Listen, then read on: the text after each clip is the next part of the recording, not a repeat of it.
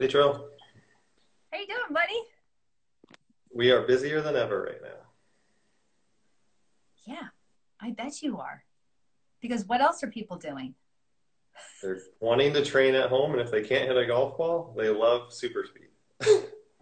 It makes perfect sense. Yes. We're kind of in that putting mat and hitting net category right now, it seems like. Yeah. Yeah, it's unfortunate this right? Yes. I mean, it's phenomenal to get the word out, to give people something to do, to have like a, you know, getting a call. Hold on. Getting how am I getting a phone call when I have it on silent? How does that happen? I Sorry don't about know. that. I'm on my iPad. Make sure I don't get that. Yeah. So, all right, Kyle. I want to start from the very beginning. I want to hear a little more about you and how you got to be the CEO of Superspeed Golf.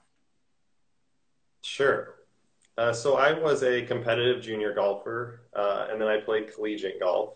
So definitely had that passion and background for competing at a very high level, and then got super burnt out after college. So I went into, as you know, kind of the health and wellness and fitness side of golf training, and I really found that rewarding to be able to take what I had learned on the course and then kind of apply it to what I had a passion for in terms of health and wellness. And I did that very consistently for 5 years, and then started joining up with more golf instructors, especially in that TPI world, that really thought that health and wellness should be a part of their mechanics instructing or regular golf instruction. And at that point, my partner and I, Mike Napoleon, started to really get into training long drivers, actually. And the name of the game for them is how much club head speed can I create? So at that point, we started developing kind of our own tools as to how to get more speed for them. And that's where Superspeed was born out of in 2014. So So wait a sec. So wait a sec. There's a little gap there. So how did you get into? So you were training long drivers in yeah, what capacity? fitness, nutrition, swing mechanics, and mental coaching. Like what's left? We did everything we could. We actually had our company was called the Catalyst Golf Performance, and we had a group of about 6 guys at one point traveling around the country, and we would go with them, and we would basically make sure their meals were prepared the way they needed to be, their fitness routine was the way they needed to be, and then put them on in front of everybody to compete. And at that point, it was starting to gain traction, but it's nothing like it is now, where it's on Golf Channel and you're seeing it more popular in front of the mainstream golf audience. Hmm. How long ago was that? That was 2011 to 2014. We were doing that, and Okay. so we really, I'd say we really kind of got away from that a little bit just because super speed became so popular. So we had 4 golf academies actually at one time, 3 in the Chicago area and then 1 in Columbus, Ohio.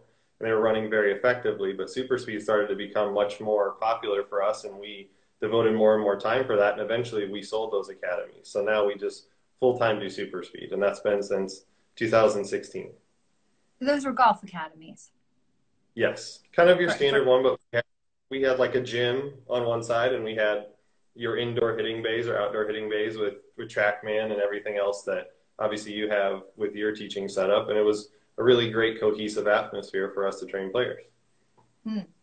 So then you realized that when people needed more speed, so like when did you make the connection that most people needed speed and you needed a way to train for that? One of the big things that we kind of came upon was a guy named Tom House, and Tom House was a famous pitching coach, famously Phyllis. with yeah, still is. And now he's very popular in the NFL. So at one point, he was working with about half the starting quarterbacks in the NFL, but his most popular guy is Tom Brady. So And Tom Brady, he's an arm specialist. Is he an orthopedic? I don't know if he's orthopedic. I mean, he played in the major leagues at one point.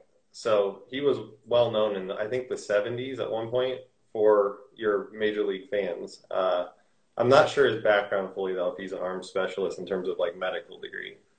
But Tom Brady obviously was his kind of golden boy in terms of what was happening in the NFL. And then Tom Brady was the one who started talking to Phil Mickelson That kind of really got that more into the golf mainstream. But Tom House, we stumbled upon him through the Titleist Performance Institute at the World Golf Fitness Summit in 2012. And he started to spur these ideas on for us of what he was doing for other athletes, especially in baseball and then in football, to increase arm speed and bat velocity. And I think when you talk to those other sports, they've been doing this stuff for a lot longer than golfers have. Golfers have been more on the fringe. So it started to set off light bulbs in our heads of how can we transfer this into the golf industry and make it much more finite for what golfers do instead of being kind of on the fringe. And I think we owe a lot to Tom House for what he did in those industries for helping us. What do you remember specifically? It doesn't have to be some kind of seminal moment, but what do you remember from Tom House that you think all golfers could learn from? I think how he separated this new form of training, that it's not fitness necessarily, it's not necessarily mechanics coaching, swing coaching. It's like this new area that I know you know a lot about, of like brain training or neurological training. And that was a cool thing for us to be able to categorize what we were doing. So it became kind of a new specialty that I thought we were able to bridge the gap in the golf world in terms of making it a little different than what has been out there in the past. So it's much more motor learning and brain, I would say. Interesting. And then when it comes to arm speed, specifically, what did he have to say on that? He's been using lighter and heavier balls for a very long time. You're seeing that in the major leagues right now quite a lot in the bullpen, but he's also used that quite a bit with golfers who've been training with him. That has had a pretty cool carryover in terms of them actually creating more club head speed. So I don't know if everyone has been out there is watching Patty's golf tips. Padre Carrington's been giving all these Twitter lessons and golf tips, and he's talking about how he was using Tom House's lighter and heavier balls to increase his club head speed. We all know Padre Carrington will do anything or try anything, so he's Mr. Training Aid, I would say. But I think we really took a lot what Tom House did with the lighter and heavier balls. I would say with that, you have a different spectrum of how you can use those. So you can go much lighter with balls and much heavier versus when you use something that you're swinging, you have to be more careful with how you load someone versus how you load someone when they're throwing. But there is a good carryover when you're doing it. Have you subsequently talked to Tom House at all about this stuff? Yes. We've talked to him. I think every World Golf Fitness Summit we talked to him. He had some health problems, which kind of took him out for a while, but I think he's on the rebound, which is great. But we've talked with him quite a bit and tried to pick his brain in terms of what he did and what he's doing now, and I'd say what he's learned. And I think you're seeing a lot of that being taught now by Greg Rose and Dave Phillips in their seminars. So they've been able to pass on some of that knowledge now in their seminars that they're teaching. So, all right, if we go into the neurological part, so that lighter, heavier, same weight. Yes. That's really what we're talking about. Golf's not the first person. You're not the first person to do it. Golf's not the first sport to do it. I think the donut on baseball bats might be an early version. What about the parachutes behind sprinters or sprinting downhill, sprinting uphill, even in a more basic kind of concept of it? So you want to give me the elementary version, and then we can kind of take it from there of what that is. The coolest thing is we believe that this has been done since like the ancient Olympic Games. So with your crude versions of like a javelin, a shot put, or a discus, what we have found is they were using lighter and heavier implements to increase how far they could move those implements.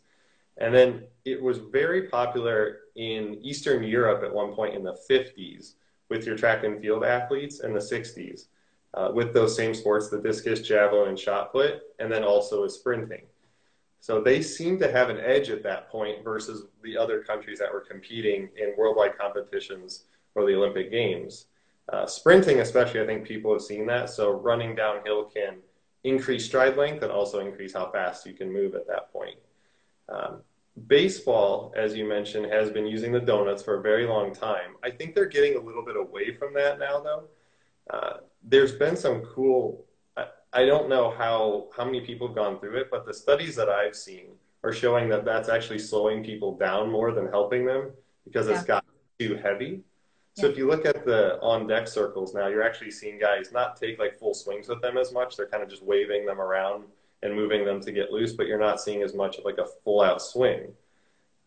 The one that I saw, the most recent one I saw was they showed that after doing their normal donut theory that they would do, or donut training that they were doing, afterwards they would come out about 30% slower on average bat speed that first swing after doing their training, and it took them 3 to 4 swings to actually get their bat speed up to normal. So with all that being said, I think golf has done stuff very heavy. You've seen like swing fans, heavy clubs, and you've also seen things like alignment rods, parachutes on the end, swinging a shaft with nothing on the end. So I felt like golf has kind of had the concept, but just hasn't dialed in what do we actually need to be doing weight-wise and what do we need to be doing in terms of the protocols with it. And that's where we were able, I think, to really step in and help clue people in on what we've seen and why we've seen that working. Right. So you made some pretty specific choices about the weights. You know, I'm assuming that people who are watching are familiar with your product. Do you have one like you can hold up right now? If not, that's okay. I don't. The only thing I have close is a baseball bat. Huh. Well, that's okay. Well, anyway, like quickly, these Sure. look like they're driver shafts. They're the length of a driver shaft. Yeah. And there's a small weight on the end. So they come in sets of 3. So Yep. one weight's a little heavier than driver, and you'll give me the specifics. One's the weight of a driver, average driver, and one's a little lighter. But you had to make some pretty clear choices about exactly what weight and exactly how it looked. So what's the genesis of that? So luckily enough, when we had our performance academy, we had people coming through there all days, every day, all day, with different populations. So we had your juniors, your females, your seniors, your long drivers, your professional players. So we took advantage of them and really took them through a lot of different data collection in terms of how do we make this the best. And what we settled on is 3 different clubs. One is 20% lighter than a standard driver. It could be your men's driver, ladies driver, junior driver, whatever it might be. One's 10% lighter and one's 5% heavy. And you So say that like because you've got 3 sets. You've got a junior set, a lady set, and a men's set. Correct. And then we have 3 junior sets as well. And we have a long drive set. I don't have all 3 junior sets. I think I need to get those. Yeah, if you want to talk a little bit about the junior stuff and why we did that, absolutely. But with the sets, like you said, they're 45 inches long, so we're trying to match basically what you'll see with a driver. It looks like a driver shaft with a regular grip on the end, but we just have a small weight on it. So there's no club face. The goal is not to obviously hit anything with these. The goal is how fast can I create speed around the bottom of the impact zone or slightly ahead of it. And what we found when testing this and why we settled on this is if you got too heavy, you would physically be swinging that club slower than your driver.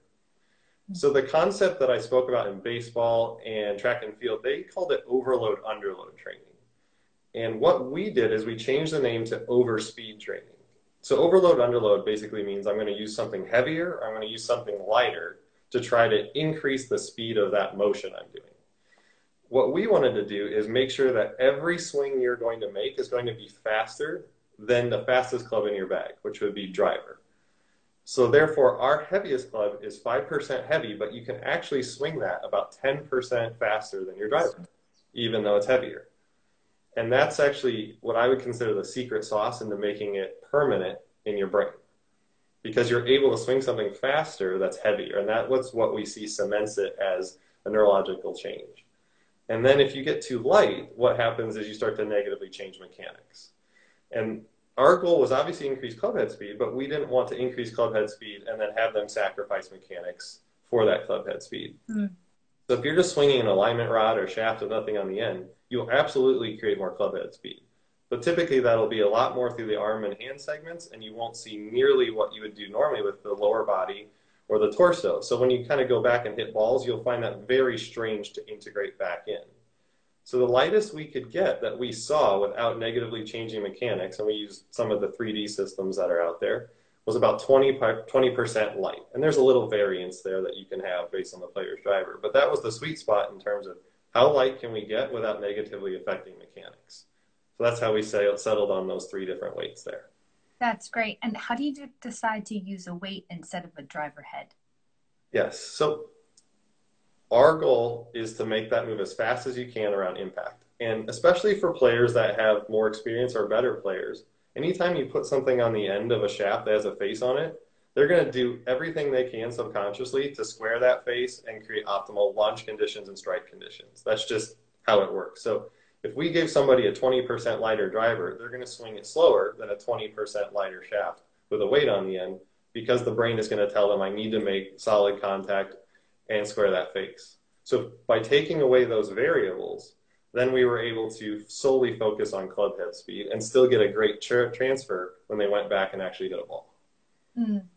So basically with having that visual cue of I've got to square it, I've got to do some adjustments, or I've got some other factors that I'm responsible for.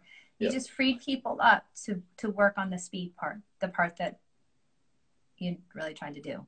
Absolutely. We want people to basically become as athletic as possible and figure out how to move that. And typically they'll do things that are really good mechanically because typically you're not going to be able to make something move faster if you're doing inefficient things in your golf swing.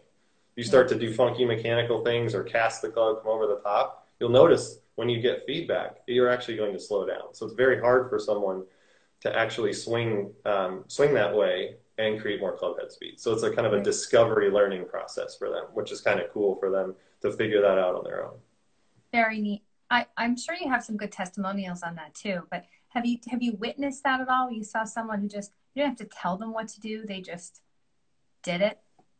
Yes, I think that's probably the coolest thing that I get to see. So when I met you, I was kind of going around to all these different clubs in the country and different academies. So I got to see firsthand, not just in where we were testing, but all over the country, all different players, all different types. And I would get in there and I'd be nervous. I'm like, I hope this works again this time. And every time it would still work. But you have that thought in your head, like this is going to bomb in front of Trillium. And of course, it still works again. So it was cool to be able to continue to validate what I was seeing. And I think for an instructor, it's really great for them to be able to give the student the club, not tell them what's going on in their golf swing, watch them swing it, and then have stuff clean up or get better with them not even knowing they had anything wrong. Yeah. I think that's really cool to see. Instead of them thinking about the process of what they're doing, they're just correcting things that they never actually knew even needed to be corrected. I think that's because they're becoming more athletic. Yeah. That's right. Well, I've certainly witnessed it and experienced it. I own them, and I've gone through the protocols myself and gained 10 miles per hour. 10 is a lot. It's a 2.5 or so yards per every mile per hour, depending on obviously how much you change impact conditions or anything. But that's kind of the flat rate we see. That's right. So we're talking 30 yards. It'd be a lot. That's a lot. That's total game changer when hitting the shot into the green from there. I think that's a lot of those stats guys now are really helping to bolster what we're doing. Your Mark Brody's, your Sets, your Lou Stagners, talking not just about the tour ranks, but the average player too. What more distance can create for their game, and it's showing people: should I lay up here? Should I hit driver? Is it beneficial maybe to be in the rough but still be farther? It's cool to see all those coming out and helping people manage their game much better on the course.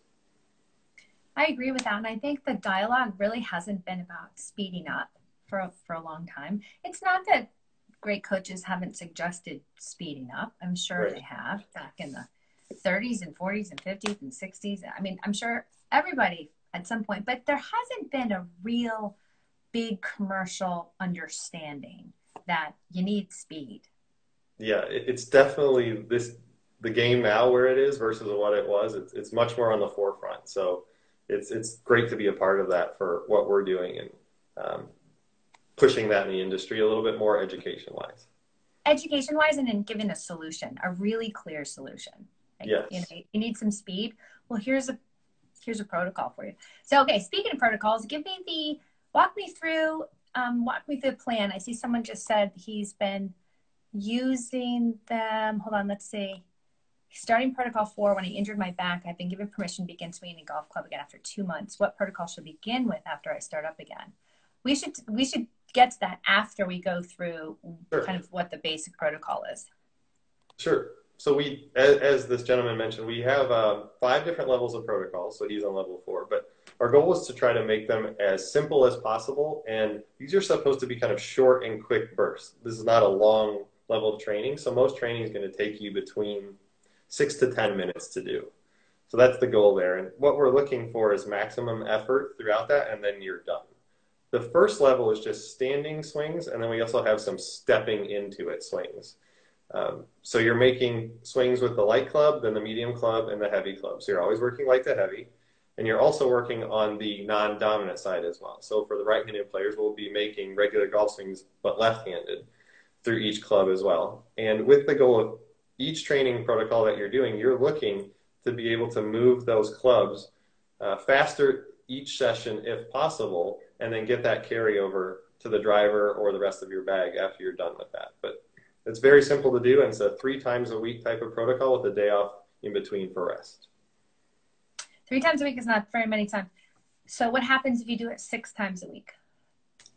As you know, the golf community wants to do as much as they possibly can, which I love. It's awesome. Yeah. And so unfortunately, what we have seen is if you train more, I have yet to see somebody actually get more speed. So we have a lot of people that contact us, DM us, say, what happens if I train 6 times a week, 7 times a week, or take 2 days on and then 1 day off? Every time I've seen them do that, they actually get less gains than when they actually train with that day off in between. And it's not like a workout soreness that you're going to get after this. So you may feel fresh when you get back there, but since we're training more of a neurological response, you may not actually feel the fatigue, even though you're getting down and swinging and going, why am I slower? So I don't want people to think, don't think of this as a workout where you come back like, I'm not sore, I should be okay. No, you need a little bit more rest for the neural fatigue you'll feel versus a muscular fatigue. And I think that's where the misconception lies and why maybe people think it's okay if I don't take that day off in between. Interesting. And then talk to me about the non-dominant side. How did you come about that? Yes. So once again, that was a big part of Tom House's training that we saw. So we started looking into it, especially. What we would see, and we did some tests just on non-dominant training and not doing the dominant side, is the faster you could get on your non-dominant side, the faster you could actually become on your dominant side.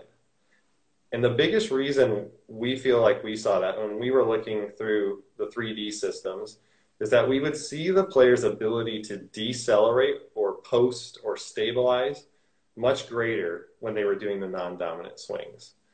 And there's a saying that kind of is going around now, you can only swing as fast as you can decelerate, or the car needs bigger brakes effectively. You need to build bigger brakes. So thinking about when you're a right-handed player kind of posting or stabilizing into the left leg at impact or slightly ahead, what that will do is accelerate your body's ability then to rotate through the torso, then the arm, then the club, then the arm, the hand, then the club. So if you can transfer energy better from the ground all the way up into the club, you'll see a greater increase in club head speed. And the non-dominant swing very much can help that.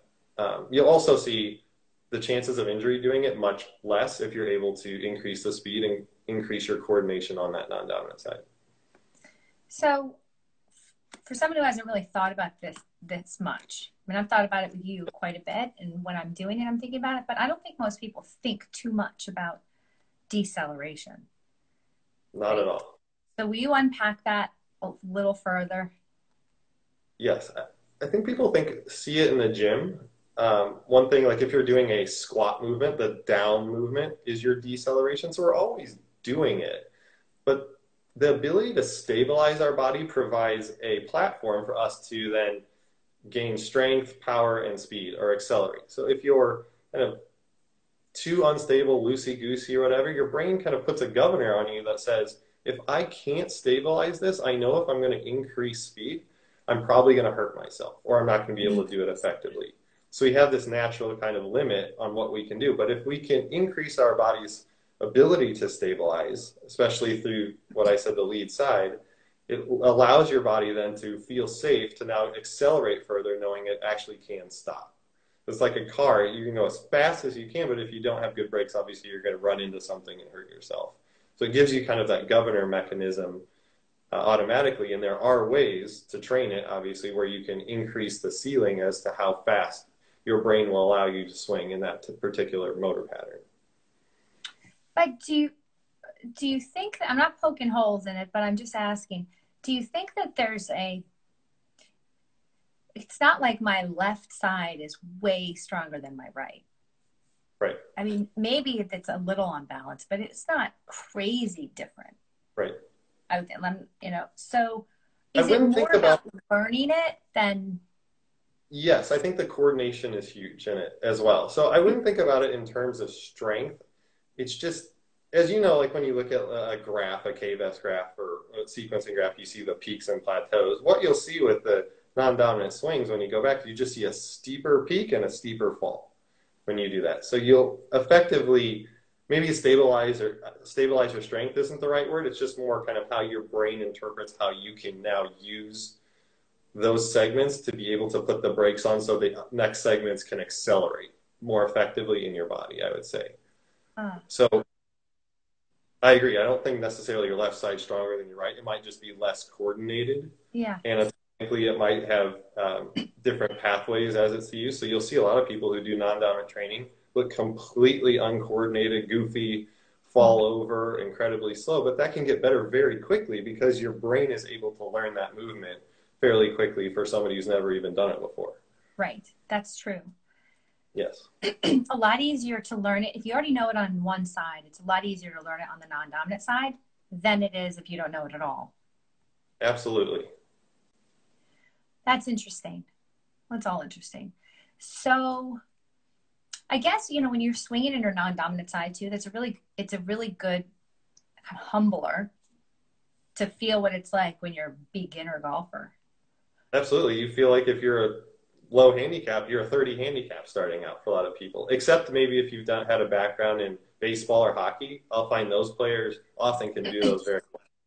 And I don't know if you've seen on social media, you've seen Brooks Koepka, you're seeing Dustin Johnson doing their left-handed swing challenge. And they're hitting it over 300 yards left-handed out there. But these guys are athletes, and they also have done non-dominant training in the past growing up. Right. Someone asked if you should do a protocol the day you play. Do you have any thoughts on that? I would say during the level 1 training, no. When somebody starts to become more aware of how their body reacts and feels afterward, that can be something that they can do. So you are seeing higher level players able to do that and know. But if you're a player that maybe isn't sure how you're going to feel after it, it could be to a detriment because especially a really good player, they want to know how far I'm going to carry the ball. And so say you do a protocol and then you get out there for however long that's going to last for you, could be 5 holes, front 9, a couple holes. If you're flying greens with your 7-iron because you don't know how far it is, that could obviously get you in a lot of trouble. So that's the caveat that I tell people is if you're going to increase your club head speed, that's going to change how far your ball flies. That's going to change how your equipment works. It's going to change how your shaft works. So you have to make sure that you're dialing that in because adding another 5 miles an hour is going to completely change how you play golf. Yeah. And I have people do more of a warm-up or do it on the off days. So say like the tour players, they're typically training on that Monday through Wednesday, and then if they miss the cut. But I'm not recommending them unless they're very individualized and knowing, training on a competitive day or right before they play. Yeah. Talk to me a little bit about plateaus. And then I also want to hear a bit about how long it lasts. What are the effects on longevity? Perfect. So this is definitely not something where you're going to see a full increase every session. That's just not how you're going to see yourself train through this. The first session, you'll see a fairly big increase for most players if they do it correctly. On average, will be about a 5% jump. So say you're at 100, it'll be 105 miles an hour. And that will last for about 20 to 30 minutes, and then that'll go away.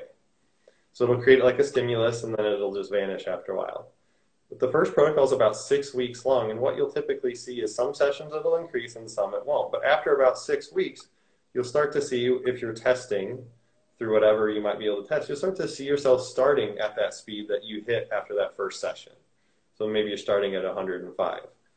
Then after that, we have subsequent protocols. But when you get into the second level, you'll plateau for a while for most people. So they may not see a gain for many weeks at a time, but we encourage them to keep training. Then all of a sudden, it'll just spike up again. So this training always works in cycles of peaks and plateaus. It's not a straight upwards.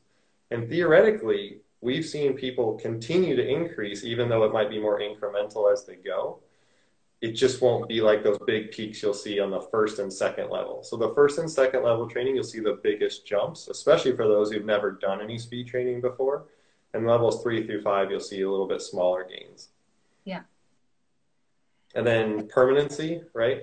Yeah. Okay. So after the first protocol, 6 weeks, oftentimes you will see that stay permanent. So I encourage people to get through the first protocol to be able to get that permanent gain. It's not everyone, but many people do.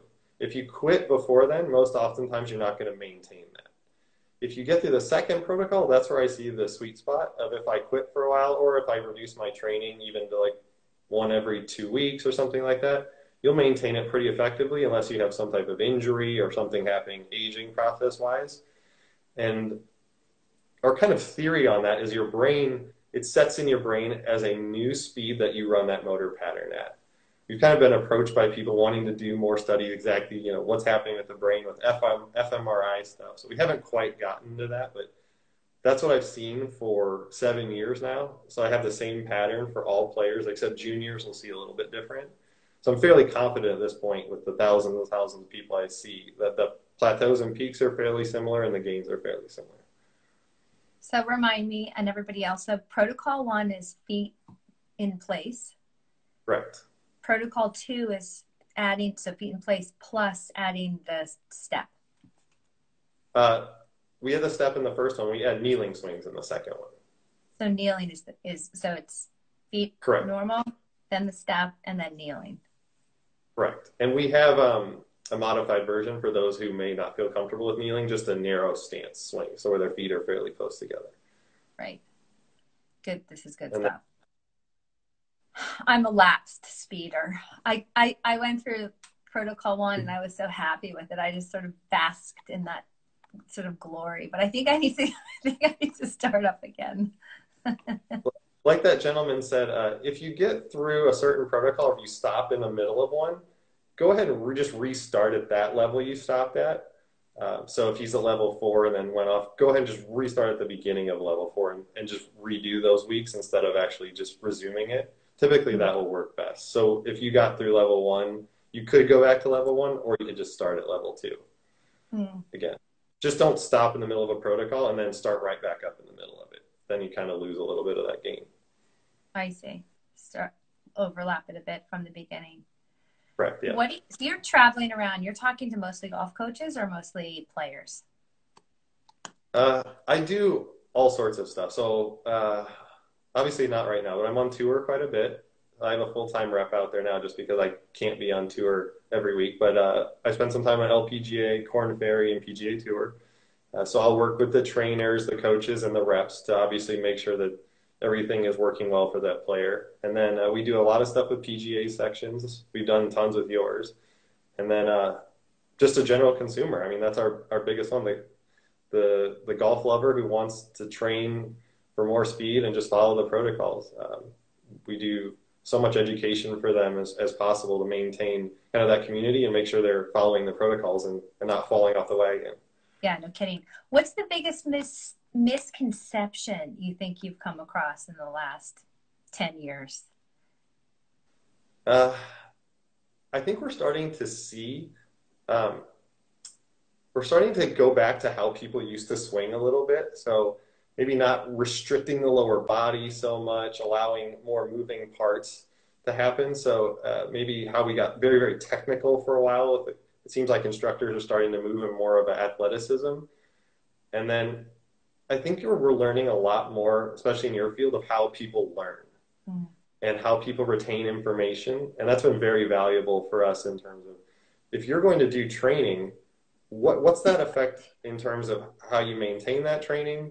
How does it carry over? How do you create permanent changes? Because we don't want to create just a training aid. I think those have been looked at for a long time as your gimmicky type thing. Yeah. We want it to be much more about education-based, much more something that feels like I could keep this in my bag for years instead of us coming out with a new product every year or anything like that. We've had the same exact product since the day we launched it. So those are two, I think, really big things. And then, like we touched upon in the beginning, I think misconceptions of swinging something too heavy has been out there for a really long time. So those are my three big things I encountered fairly regularly. And then you moved into junior stuff. Why did you think you needed to do junior and then make three sets? Yeah, so there was quite a lot of information out there on that long-term athletic development side. And I mentioned them before, but Title's Performance Institute's done quite a lot of that. Eastern Europe has done quite a lot of that.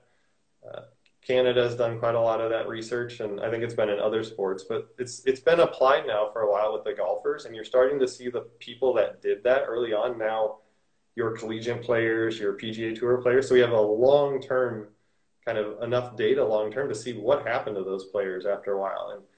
And there are, based on what they have taught, and I think I agree with it overall, there are different windows in these kids' lives where if you start to train for speed, then you can very effectively raise their potential later in life to be able to swing faster or do something faster. So it's not that if you're somebody who never did anything athletic growing up that you can't create more club head speed. It's just your ceiling most likely is going to be far lower than a child that ran fast, threw thing, kicked something, did karate, swang fast, did gymnastics, all that stuff. And you catch them in their speed window. You catch them in the window. So there's theoretically two.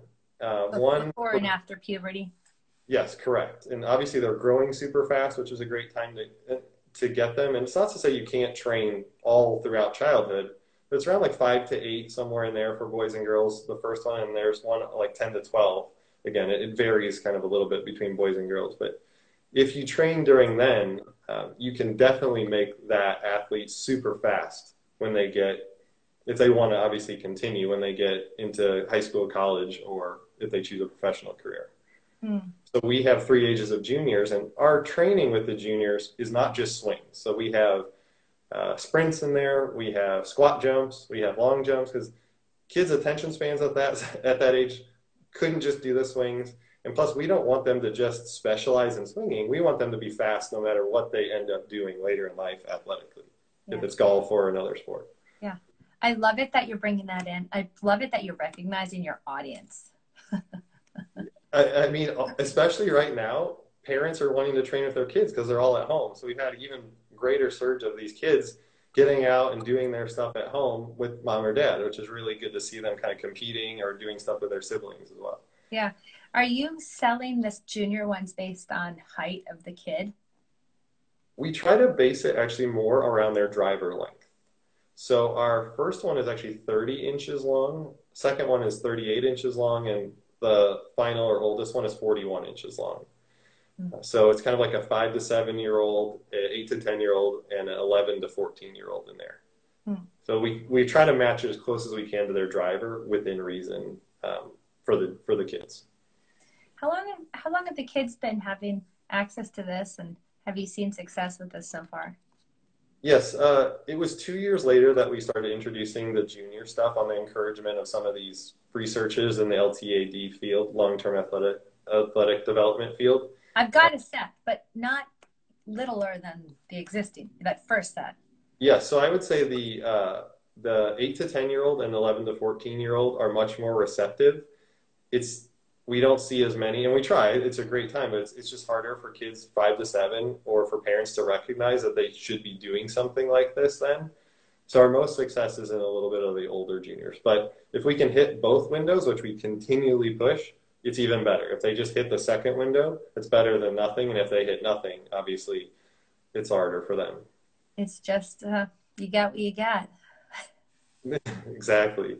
So the more we can tell people to do it, the better we can educate the parents, especially, the more we're seeing some compliance within thinking about a training aid for a junior, which isn't kind of thought of normally. Yeah. Well, I mean, stations are so good for juniors, and so it's always a good station. Yes, we put hula hoops down and just put them in it. Quick. Yes. It's quick, and you can't hurt anything. And I say that, and I'm like, I can imagine someone getting hurt somehow. I think you've seen our junior ones. Maybe not. We put foam on the end of our little ones just in Yeah. case someone whacks each other. I don't know how much it'll really dampen the blow, but so far we haven't had any kids hit each other with them, which is good. We just try to make them stay in their colored hula hoop, which we have on the website. Yeah. Do your swings here, and then when you get on the hoop, no more swinging. Yeah, right in here. Do not leave this hoop. This hoop says not leave the ground. Here's someone from Argentina said they're trying to get their hands on a set. Do you ship to Argentina? We do. We have some distributors in South America. Nothing right now in Argentina. So if they could send us direct, we could get them a set. Yes. Yeah. Just info@Superspeed Golf is the easiest. Here's a great one. Is hockey a good off-season sport for golf training? Yes. The only time that I've seen, Always. the only time I've seen some people get in a little trouble is if they're continuing to do stuff exactly in that golf swing pattern. So if they feel like it's creating pattern overload for that same motion. Otherwise, yes, I absolutely find that as a good carryover. It seems like your Vermont people like you or your Canadians are obviously very, very much seeing the benefits of that. How do you know he was Canadian? I don't know. I just knew you were from Vermont. Yeah. So Jonesy right there, one of my friends who's Canadian, great hockey player. They have a lot of great information. I think we've taken a lot, like I mentioned, the Canadian researchers, especially on these juniors, are very smart people. Yeah. Someone asked, child's version of social distancing is the hula hoop. Yeah, totally. You can absolutely measure how far those hoops are. Oh, is allowing my dog to chew on my arm an effective way of building restraint? Might be out of my wheelhouse on it. Yeah, well, it depends on what kind of dog you have. Is it a Pomeranian or a German Shepherd? I do know hand and wrist strength definitely can help. Yeah, right. So let's talk about that. So if you're looking at someone's power link, they're different muscles, different parts of their body, what are you looking for and what kind of issues do you see most average players running into? I think I would say that prefacing all that, anyone that can have a fitness program, especially tailored to them, will make the training that we're giving them even more effective. So if you have a base of stability like we talked about and strength before, adding speed on top of that is only going to benefit. Yeah. So if somebody doesn't have a base of strength or stability, that's why we start people so slowly with very little reps in the beginning to make sure their body can handle speed training and can acclimate it. Our first protocol is only 39 swings, and a little more than half of those are on the dominant side. So it's such little training and only 3 times a week because we want them to be acclimated to that and make sure that their body safely can swing faster. So that's another more is not better type of argument there. So I see a lot of golfers, they have mobility issues, definitely postural issues. They come from sitting in a car, sitting in a chair, sitting in a desk. So it makes them more apt to not be able to rotate through their upper spine or mid-back. Their pelvis oftentimes has trouble rotating internally and externally. So I think those are the biggest ones. Oftentimes lower body just tends to be unstable or weak. For your female players, it's even more exacerbated with not as stable, not as strong, especially in those segments. So you tend to see females be a little bit more mobile or even hypermobile, which can get them a little bit more trouble where they have trouble controlling their ranges of motion in their swing. So it depends on what segment you're looking at there, but if you can do something like that on top of the speed training, it will only make this better. Better, right? Yeah. I see a lot of people with very weak forearms, and Sure. And I hate to see someone obviously get injured. So I worry about, especially women, I worry about rotator cuffs and deltoids quite a bit. How do you look at that? And how do you assess people whether or not they need to just start doing some strength training before they do your program? I would say that's why we created the certification program that we have. So it's tailored for coaches and trainers, but also just a general golfer can go through, especially the first level. We talk much more about the fitness aspect, and we give a few tests that you can do so you can actually start to look at what might be deficient in me. We're careful in terms of trying to make it as simple as possible for people. So if there's all these fitness drills along with our training system, people get confused. And I think people already have so much information coming at them at once. The more information that we give them, sometimes it just overloads them and then they just sit there and don't do anything. So that's just kind of the reality. We're just bombarded with things and paralyzed with information. Yeah, the more simple, the better. And our protocols used to be more reps and even more complicated. We continue to just boil them down and boil them down. So I think the tenets are definitely, if you can get assessed by a fitness professional, especially a golf fitness professional, is absolutely important there to determine what might help you. And also, I never want you to do speed training cold. A lot of people will just start to do it without doing any type of warm-up. And we have a dynamic warm-up on our website that's of paramount importance to be able to do that so that you get your body prepared to do some type of this training. Dynamic warm-up means a moving warm-up. So you're not Correct. sitting there and going like this. Not static stretching. You're actually, yes, correct. You're actually doing things dynamically to prepare the body to be able to do some type of speed training.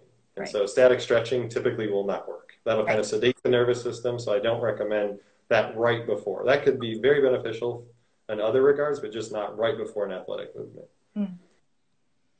So now, are your long drive trainers longer in length? Yes, they are maximum USGA length. So it's now 48.75 inches. It used to be 50 inches. And they have 3X stiff shafts in them. So if you get longer, the arc width is wider, which theoretically helps people create more speed. That's why they use the longer ones. Now, that can be at the sacrifice a bit of accuracy, although we're hearing Bryson DeChambeau talk about, I'm going to actually play on tour with a 48-inch driver. So we'll see what he does coming out of this break. But oh boy, here we go. Yeah, we're seeing a lot of stuff from Bryson, so it'll be interesting to see. This is me eating popcorn. Can't wait to see this. He's put on about 40 pounds, it seems like, and doing everything he can to create more speed. So the long drive set, we especially for long drive professionals. If you're not competing in long drive, it's really going to be too unwieldy and too stiff for you. Right. But you have a handful of long drive players using it, right? Yes, I would say most of the long drive guys on the circuit, the World Long Drive Tour, will use it, and on the European side. What about the girls? Handful of them. You're starting to see more of it publicized. I would say the women's game on the long drive circuit just had so little money in it that there weren't many competing. Our biggest one would be Sandra Karlberg from Sweden, who's been perennial top the last, I would say, about 7 years. So she's used it for many years. I mean, what do you mean about money? They can afford a set of speed sticks. No, I'm saying the purses for girls on the long drive are so paltry. It's very hard to survive out there, unfortunately, for the long drive professionals, the ladies. They get, I don't know the figures, but they get much less than the male long drivers. Yeah, that's a little depressing, but I'm not surprised. But you don't have any ladies that are using it? Yeah, we do. The one, did you hear me say Sandra Karlberg? Yeah, okay, so she is. She's our main one. Alexis Belton, I think, might be. I'd have to check and see who's using it. Sometimes they just order through our site and don't contact us. So I try to keep tabs on who has it, but sometimes it gets out there and I'm not sure who is using it. Because the orders are flying in so fast, you can't keep. It's like these questions are flying in. I can't keep up. Yeah, we've had all hands on deck on our warehouse and assembly line. We're limited warehouse staff right now, but we're getting orders out as fast as we can to try to make sure people can train at home. One thing you guys did, which I really loved, is you said, you know what, enough with the foot powder. Can we just make our own spray? And you branded it, you marketed it, and you sold it for less than I can get at CVS. Yeah, so that's kind of an ancillary product, strike spray that we came up with. And I think the magic combo is I want to increase club head speed, and then I'm going to want to hit it on the center of the face. If you can do those two things, obviously you're going to get way more than if I increase my club head speed and start hitting off the toe or the heel more. So really, obviously, cheap and easy way is to spray the face and see where the impact is. And you've seen Dr. Scholl's people using that. You've also seen impact tape. I really wouldn't recommend the tape at all because it changes how the ball spins quite a bit, so it skews the numbers. But our main goal with that is we didn't want to create something that's stuck to the face so much. And I think you'll see those foot powders, they get really sticky and stick in your grooves. Ours doesn't do that, so it comes off with just a dry towel versus if you leave it in your grooves, I'm not sure how many people are sticklers for the rules, but if you don't get it all out, your club is deemed illegal for play. So just one thing we really wanted to change there. It's not sticky. Right. Yeah, I often tell people the easiest in terms of concept to get more ball speed is to hit the center of the face. Absolutely. I say concept because it's not necessarily easy skill-wise to do it, but that's so I start people on strike straight before I put them onto the super speed sticks. Yeah, I think that's a great fundamental. I mean, you can just stack that there and then add speed on top of it if they can do it. Right. And now I don't have to go to CVS and get weird looks when I've got 8 bottles of Dr. Scholl's foot powder or whatever's Gold Bond spray. Yeah. We just found like a lot of golfers didn't connect the dots that this wasn't necessarily for golf and it was designed for a shoe. So yeah, we thought we could improve the formula, and so far it's worked pretty well for us. Yeah, we're happy with it. We sell it at our golf shop too, and I always have a can and another backup can, probably even a backup to the backup because I use it so often. It does last longer too than because you don't have to spray as much. I think it's the least expensive, most effective, so biggest ROI training aid out there. Yeah. Not my opinion. It lasts quite a while, and yeah, exactly. You don't have to spray on much, and you can use it for many shots in a row. So. And it's really helpful. Yeah.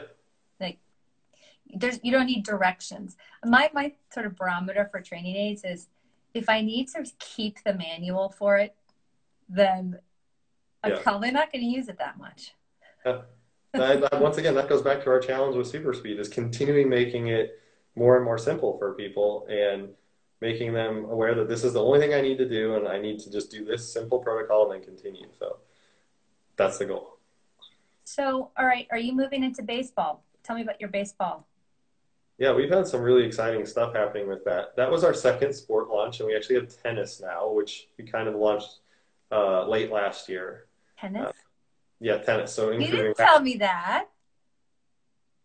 I guess I didn't get to it. We had so many other things to talk about.